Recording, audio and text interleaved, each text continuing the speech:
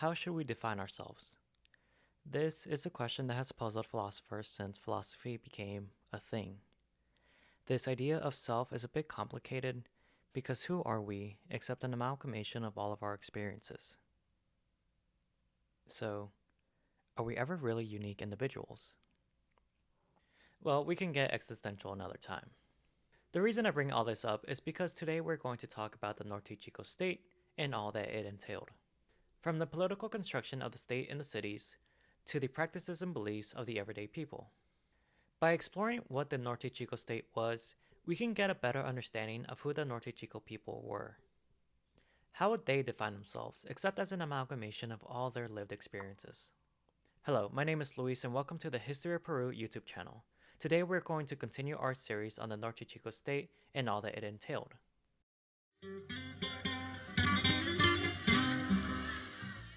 During the initial excavations of the area, archaeologists believe that sites such as Aspero were part of a chiefdom-like civilization.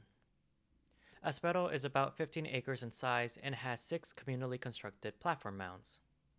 As further excavations occurred, researchers soon realized that this chiefdom theory did not really hold up. It became evident that the site of Aspero, along with the other sites located nearby, were part of a larger, centrally organized local government. The Norte Chico state existed on the coast of Peru from around 3500 BCE to around 1600 BCE. This polity stretched across 4 coastal valleys: Huara, Supe, Pativilca, and Fortaleza. During this time, the Norte Chico people built large ceremonial centers, monumental architecture, practiced distinctive religious rituals, and created a differentiation between coastal and agricultural sites. As a result of this booming economy, centralized decision-making emerged with a group of power-holding elites. These elites marked the rise of defined social classes in the Norte Chico state. So, why do I call the Norte Chico a state? I mean, what even makes a state? Well, one particular definition by Ruth Shady, the lead archaeologist at the Corral site, is particularly pertinent. Shady argues a state is when a society which produces an economic surplus and whose members are organized in social strata of differing status and, on the basis of that varied status, participate differently in the benefits of the productive process, is directed by permanent authorities with coercive power to uphold their decisions. Now, that definition is a little confusing, but what she's basically saying is a state is created when a group of people are able to wield power over another group of people. The issue is the Norte Chico are a little different. The organization and governance of a state stems from an elite group of people who have power over that state. As I just mentioned, power is often derived from having control over the resources, control over the military, or control over regional ideology. So how do the Norte Chico fit into all of this? When discussing the control of resources in the Norte Chico state, there is no clear answer on why an elite group emerged. An economic base of power would logically stem from a control over the key agricultural products from the Norte Chico region. This would include cotton, edible crops, and the managerial control of the irrigation for the fields. Cotton was particularly important to the economy of the Norte Chico people. Cotton was grown in the inland sites of the Norte Chico state, made into fishing nets, and then transported to the coastal sites. The coastal sites relied on this cotton to do their jobs as fishermen, and the inland population relied on the fish for sustenance. It seems that both groups needed each other in order to survive, but somehow the inland groups became the ruling elite. The reason for this is uncertain. Now let's move on to the control of the army, wherein we run into another problem. Simply, there was no army. The ruling elite of the Norte Chico did not have control over a military force. They did not have a military force to keep the lower classes in order, nor did they have one to protect themselves from outside invaders. In fact, there's no evidence of warfare in Norte Chico sites. Additionally, there are no defensive structures in any sites, and the cities were built in wide open areas. Oftentimes, cities are built in strategic, easily defensible locations. The sites in the Norte Chico state, on the other hand, were built in valleys and plains, presumably due to their belief that they had no reason to fear an attack. Due to all these factors, researchers believe that there was no military force in the Norte Chico state. Now let's move on to control over religion. One of the most important ways that the ruling elite exerted their control over the general population was through their control of the regional ideology. In the Norte Chico state, as with many ancient civilizations and even now, we see this through religious architecture. Specifically, the platform mounds and circular plazas found throughout the Norte Chico state. In the Norte Chico state, religious rituals would be carried out in wide open areas, easily accessible and viewable by the general public. Rituals that were considered more sacred were conducted in the inner rooms of these buildings, in which only a select group of people were allowed in. This created a stratified social class between the general population and the ruling elite. In many cultures, we would label this group as the priestly class.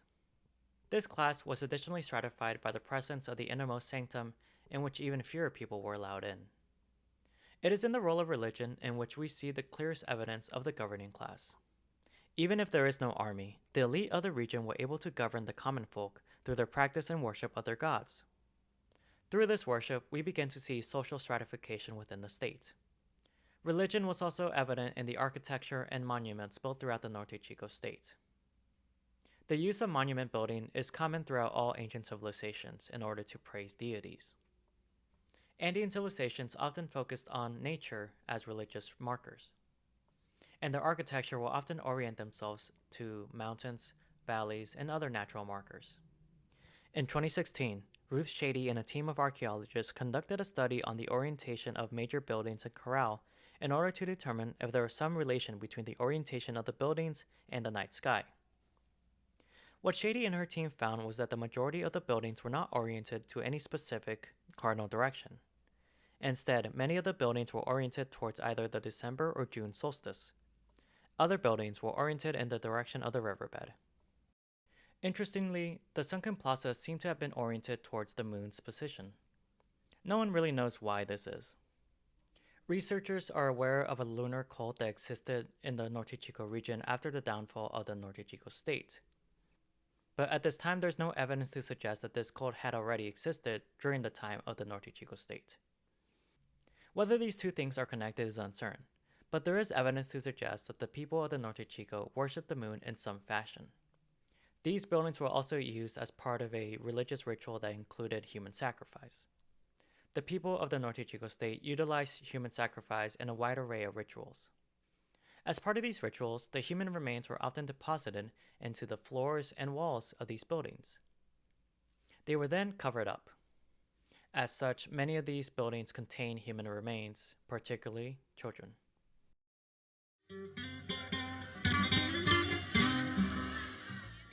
So, how did the Norte Chico gain an elite class? Well, one theory suggests that although the inland sites and the coastal sites relied on each other in order to survive, the inland sites had one thing that the coastal sites did not: space. Coastal sites were essentially ports that had smaller populations that consisted mostly of the families of the fishermen. The land near the coast is not suitable for large architecture and would not sustain a large population. The inland sites, such as Corral, had space, and ultimately that is why it succeeded over the coastal sites. Inland sites had more space to house a larger population. Inland sites had more space to plant agricultural fields. Inland sites had more space to construct large architecture. Thus, these inland sites became the big cities. More jobs and more opportunities existed in these inland sites than existed in the coastal sites. Due to this, the economic power of the Norte Chico state resided in the inland sites. Now, this is just a theory, but it really makes sense. We will probably never know for sure, but I do really like this theory. So that's what I'm going to go with.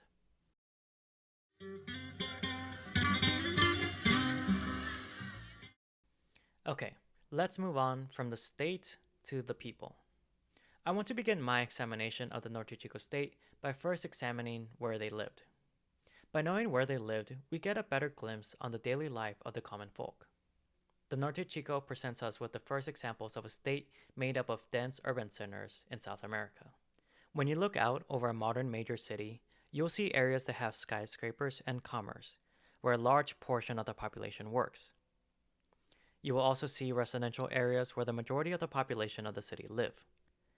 Within the residential areas of a city, there are nicer neighborhoods and not so nice neighborhoods. A city is a patchwork of people, all from different social classes and backgrounds, living in close proximity to each other, but still separated. In Corral, the city seems to have been separated into two, an upper half and a lower half, with the upper class literally elevated over the lower class. In the upper half, the most impressive pyramids were built. The pyramids were all designed similarly. Superimposed terraces placed at intervals, each facade seemingly having a fixed stellar orientation. The pyramids also had staircases on the axis, dividing the pyramid between the left and right side. The Great Pyramid of Corral is 170 meters wide and 150 meters tall. The Temple of the Amphitheater, also in Corral, has a platform, a circular sunken plaza, and a building with platforms that ascend sequentially. The splendor of the upper half seems to have been enjoyed solely by the elites. The upper half also contained the more elaborately constructed private residences. These houses were formerly constructed with stone walls and intricately laid floors. In the lower half, small public structures were built that were accessible to the general public. These public structures had walls that were plastered with colored clay. The walls seem to have been colored differently throughout the different areas of occupation. Ceremonial hearths litter the various buildings within the city. Residences and public buildings will often contain a hearth in the main room. The houses in the lower half were built from a mixture of mud, stone, and cane walls. Outside of the main city lay the agricultural fields. Farmers constructed irrigation canals that would feed the water from the river to their fields in order to water the plants. In fact, this simple system of canals is still in use by the people in the valley.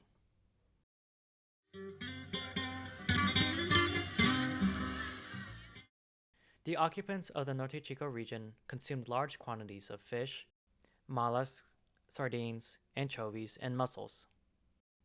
This is to say that the diet of the Norte Chico revolved around the ocean. The archaeologist Michael Mosley theorized that the organizations of food procurement and distribution of marine and agricultural materials led to development of complex social and economic systems in Norte Chico, and in turn creating the Norte Chico state. Mosley noted that the majority of the Norte Chico land was not suitable for maize. The Norte Chico covers land that would be considered a delta region. Delta regions on the coast hold unique economic opportunities. Seafood is a reliable resource as it's perennial and easily exploitable. Although the land itself would not be able to hoard a large population, the resources available would be able to support a larger sedentary population further inland. Inland sites such as Corral would be able to produce large quantities of con, which coastal sites such as Espero would need in order to make their fishing nets. Jonathan Haas countered, arguing that the ruling elite residing in the inland sites would use their production of con as a bargaining chip over the coastal cities. This counter-argument won out as it was later shown that there seemed to be a divide between a reliance on fishermen and a reliance on farmers. Now let's move on to farming in the Norte Chico state. In order to farm, the Norte Chico were reliant on irrigation-based agriculture and domesticated plants. This shift to an agriculture-based economy happened rather quickly at the inland sites in Norte Chico. The farmers of Norte Chico domesticated plants such as squash, beans, guavas, camote, and, most importantly, con. At these inland sites, archaeologists found minimal nets and other fishing implements, suggesting that their goods were traded to the coastal sites before they were made into fishing nets. The Norte Chico region was also home to agricultural innovation. Farmers were encouraged to experiment and tinker with these domesticated plants. These farmers would experiment with plants in isolated fields before finally introducing the new and improved hybrids into the main field. In doing so, the farmers of the Norte Chico were able to produce weather-resistant crops that fit their tastes.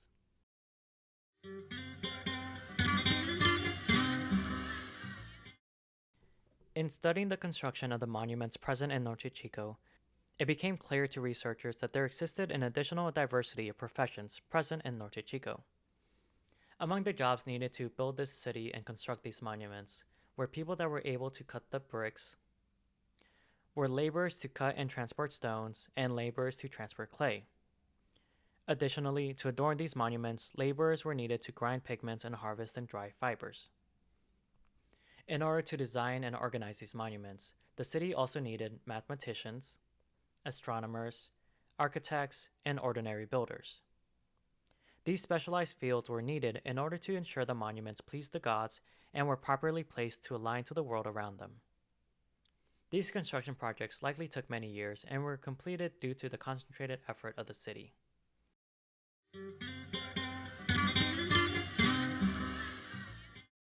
The abundance of cotton in the region allowed for the people of the Norte Chico state to differentiate their clothing more than other sites that we have previously discussed. In addition to this, the people of the Norte Chico had developed methods to dye the fibers in order to bring more life and more color to their clothing. Textiles were knit together using twinning and looping techniques. The quality and the colorfulness of the textiles were used to differentiate between the upper class and the lower class. Clothing was also differentiated between work and home, especially for those who worked in the priestly class and had to perform special rituals. One of the most important finds during the time of the Norte Chico would have to be the earliest example of a quipu in existence. We will discuss the history and use of quipus in general in a future video, but for now we will talk about this particular example. Ruth Shady made the discovery around 2004 during her excavation of Corral. The quipu was found in a cache inside one of the pyramids in Corral and was dated to around 2500 BCE. The quipu had the standard main string along with a set of 21 additional knotted strings attached. Unlike later quipus, this quipu's smaller strings are twisted around small sticks instead of being standalone strings. At this time, the difference in construction between this quipu and later versions is not really understood. For one, we do not have any other contemporary quipus to this one to compare it to, so we don't know if this is a one-off situation or if it was common at that time. Additionally, I have not been able to find any other articles by Shady discussing this quipu. Until more research is published, our knowledge on this proto-quipu is minimal.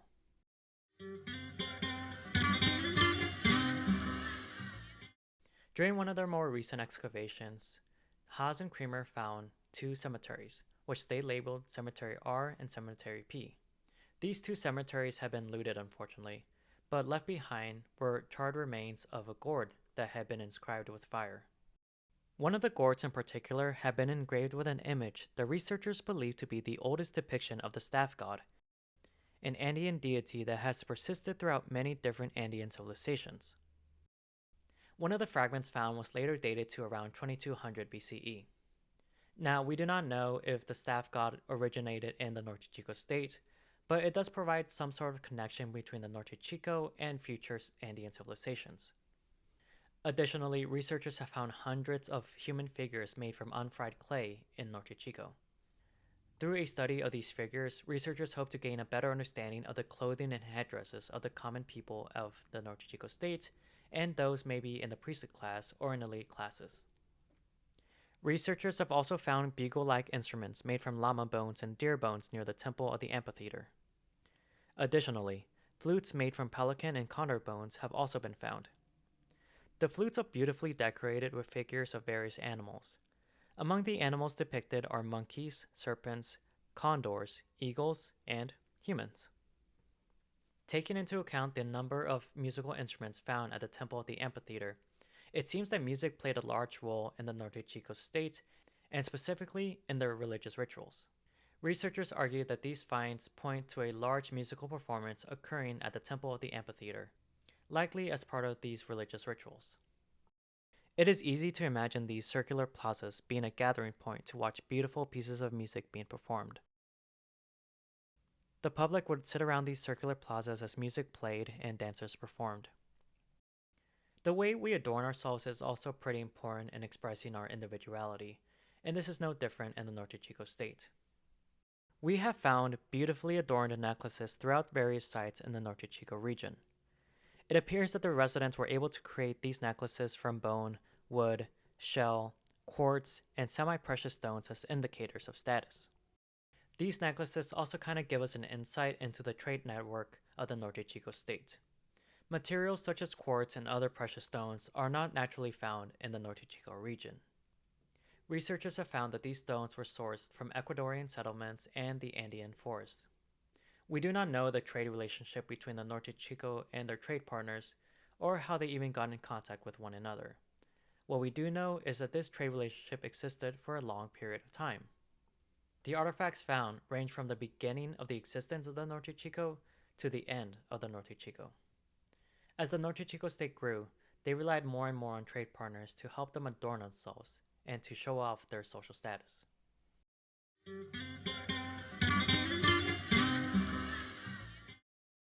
The Norte Chico thrived economically due to the abundance of resources available to them. As life became easier, the people were able to focus less on surviving and more on thriving. They were able to express their individuality, whether it be through their clothing, or through music, or through art in general. This is the normal course for thriving civilizations. To see this in a civilization as old as the Norte Chico is interesting to see, not because it's impossible, but because we are able to see how people were able to live comfortably in ancient times. It is clear that art and self-expression are vital to all people. So, in understanding the governance, diet, professions, and religion of the people in the Norte Chico region, are we able to understand what a typical day was like for the common family? I believe so. The morning began likely as we begin all our days, with breakfast. Mom and dad sitting down, making some food for their kids. The parents likely wake up first and gather around the hearth to cook some fish and prepare some fruits. Once the kids are awake, food is served. When breakfast is done, the father heads out to work, likely either as a fisherman or a farmer. In either case, depending on the age of the son may go with him in order to help provide for the family. The mom and the daughter would likely need to work too. We are not sure if professions were gendered in the Norte Chico state, but they would likely be put to work in professions such as grinding the berries in order to make some dyes, or as weavers to make clothing. After a long day of work, the family goes back home and gathers together for dinner. The family sits around the hearth and recounts their tales of the day, likely complaining about their bosses like we all do. Maybe after dinner, the kids go outside and play with other neighborhood kids and enjoy some of their childhood. Soon they head back home and they all go to bed. And the next day, it starts all over again. In our next video, we're going to delve into the specifics of various individual Norte Chico sites. We are very lucky to have so many papers at our disposal, with even more images and diagrams to help us visualize these sites. Thank you so much for staying till the end. I hope you liked it, and if you did, make sure to give it a like or share it and subscribe to the channel if you want to see more. That's all I have for today. Thank you. Bye-bye.